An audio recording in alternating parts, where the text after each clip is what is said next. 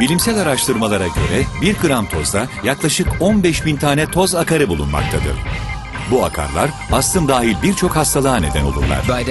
Bu akarlardan kurtulmanın en etkili yolu yüksek basınçlı buharla yapılan derinlemesine temizliktir. Fakir Magic Steam Vac yüksek buhar basıncıyla evinizde derinlemesine temizlik sağlar. Fakir Magic Steam Vac ile gerçek temizliğin keyfine varın. Fakir Hausgeräte.